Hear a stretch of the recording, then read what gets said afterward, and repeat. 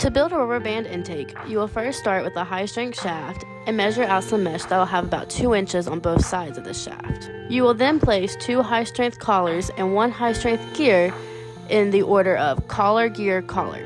You will need to then tighten these collars with a screw and lock nut.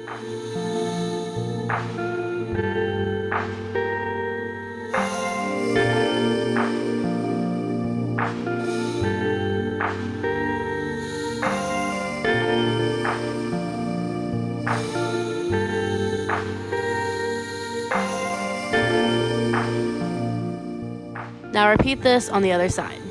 A good tip is to place spacers between each sprocket collar mechanism to prevent the natural pull of the bands from pulling the mechanisms together.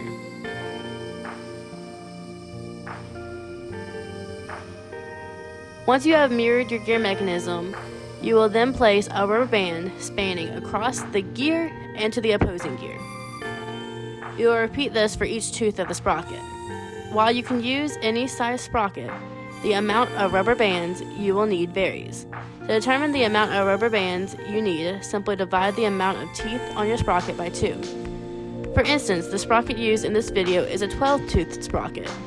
Therefore, we use 6 rubber bands. The bigger the sprocket, the faster the mechanism will pull a game element in. Also try and keep the rubber bands from twisting to allow for cohesive pull from each rubber band. Now, the rubber band intake is not VEX legal if it sticks outside of your robot due to it being an entanglement risk. To combat this, you can simply wrap the mesh that you previously measured around the bands and zip tie it in place. If this intake will sit inside your robot, you do not need to follow this step. Once you have finished zip tying the mesh, you'll then need to snip off the excess zip ties in order for it not to be in the way while manipulating game elements.